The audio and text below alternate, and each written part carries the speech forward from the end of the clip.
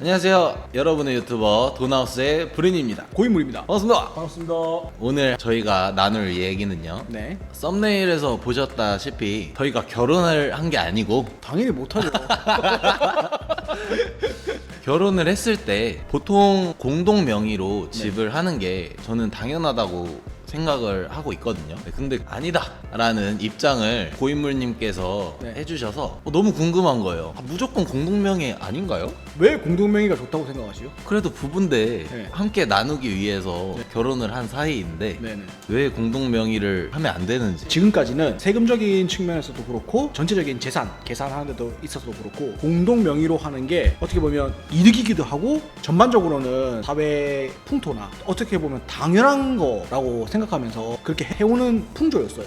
이번에 집권하고 있는 대통령의 정책에 의해서 많이 변동 사항이 있었거든요. 어떤 게 있었냐면 우선 청약적인 부분에서도 그렇고, 그리고 집 세금도 많이 바뀌었어요. 신용세도 바뀌고 재산세도 바뀌고 증여세라든지 그런 것도 많은 변화가 있었어요. 이 변화 중에 어떤 변화가 있었냐면, 예전에는 부부 합산을 해서 집이 한 채일 경우라는 전제 조건이 많이 깔렸었어요. 공동 명의가 나왔어요. 그런데 지금은 어떻게 바뀌었냐면 부부더라도 각자 한 채씩으로 바뀌었어요. 그럼 어떻게 되냐? 공동 명의를 해놓으면 집은 한 채인데 각자 한 채가 돼버려요. 그러면 네, 남편 하나 아내 하나 네. 이렇게 두 채를 할 수 있는데 그렇죠. 공동 명의를 해버리면 하나하나 두 채로 취급을 받는 건가요? 그렇죠. 부부지만 같이 한 몸으로 보는 게 아니고 개인으로 보는 거예요. 그런데 공동 명의를 해놓으면 어떻게 되냐면, 개인으로 봤을 때 남편도 집이 한 채 있는 거고 와이프도 집이 한 채 있게 되는 거예요. 근데 합산하면 두 채가 아니라 한 채인 거예요. 근데 만약에 공동 명의로 해놨다, 한 채만 있으면 할 수 있죠. 왜냐면 각각 한 채씩은 가능하니까. 근데 여기서 공동 명의가 아니고 남편 명의로만 이 집은 한 채 돼 있고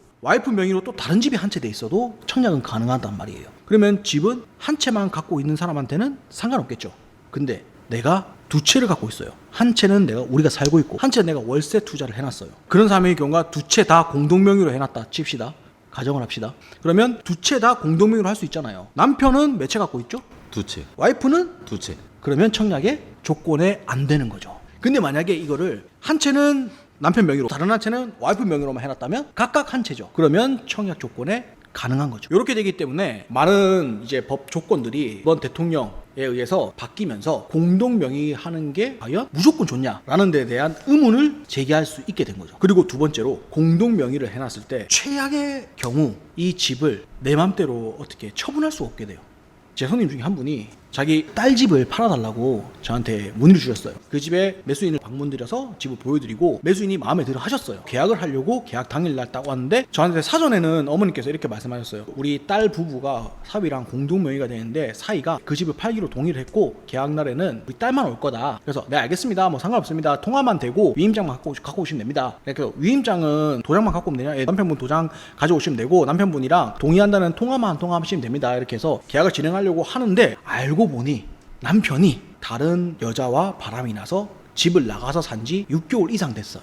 표면적으로는 그 증거가 없는 거예요. 따님분 입장에서는 그 의심만 하고 있는 거예요. 남편분이 벌어다 주는 돈으로 살아왔던 전업주부신 거예요. 그러다 보니까 지금 현재 이 집을 안 팔면 생활이 힘들어요. 애가 둘이가 있고. 그런 상황에서 이 집을 팔려니까 남편 동의 없이는 팔 수가 없는 거예요. 제가 불법을 할 수는 없잖아요. 그래서 남편분 연락처를 제가 받아서 남편분께 전화를 드렸어요. 지금 와이프분께서 자식들과 함께 이러이러한 상황이기 때문에 이 집을 팔려고 하십니다. 이 부분에 대해서 동의를 해 주시는 게 좋지 않을까요? 라고 여쭤보니 남편분은, 그러면 집을 팔되 나한테 그 집값의 반을 달라, 안 주면 나는 이 집 파는 것 때 반대하겠다 해서 제가 어머님과 따님께 여쭤봤어요. 이렇게 집값 대금이 이 금액이니까 반반 하시겠어요? 노발대발을 하세요. 바람나서 집 나간 남편한테 내가 왜 주냐고. 따님 입장은 당연히 그렇죠, 그죠? 법적으로도 당연히 그게 맞고. 근데 그 증거도 없고 지금 남편은 어디서 사는지도 모르고 그냥 전화만 되는 거예요. 근데 법적 절차를 거치려니까 기간이 1년 이상 걸릴 게 뻔하고,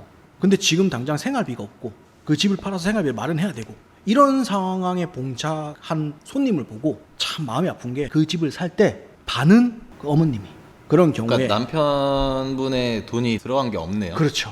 와, 근데 명의만 공동 명의로 하신 거예요. 이런 경우가 참, 전 직접 경험도 좀 해봤고 또 경험도 해봤고, 실제로 손님 중에서 간접 경험도 이렇게 제가 해본 사람으로서, 공동명의가 세금 문제도 세금 문제지만 결혼을 하고 함께 신혼집을 장만할 때 마음은 평생을 생각하죠. 하지만 100세 시대입니다.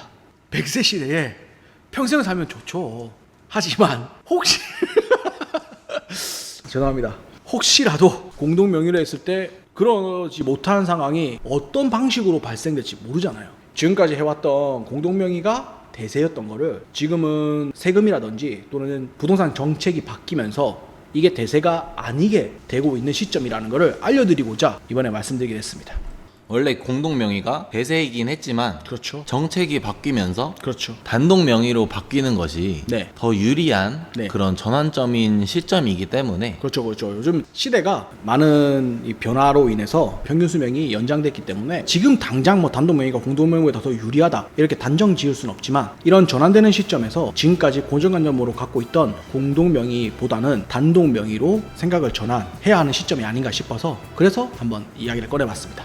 뭐 정책과 세금도 네. 그렇지만 네네. 이혼율도 많이 높아졌기 때문에 그렇죠. 예. 서로 이제 부부간에 이제 합의로 하거나 그런 경우가 많았는데 요즘은 법적 분쟁이 굉장히 많아요. 그 법적 분쟁에서 조금이라도 손쉽게 간편하게 하기 위해서는 진흙탕 싸움 안 하려면 이런 부분도 간과하시면 안 된다는 거.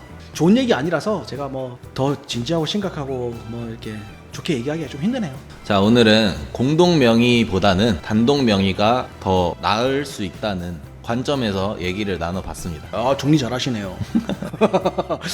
정리 잘하시네. 한마디로 그냥 깔끔하게 정리해 보시네. 아, 제가 구구절절 엄청 얘기했는데 역시 저희 돈하우스를 끝까지 시청해주신 여러분 모두 부자 되시길 부자 바랍니다. 되세요. 여러분의 생각을 댓글로 남겨주시면 저희는 더욱더 유익한 영상으로 찾아오겠습니다. 네, 감사합니다. 감사합니다.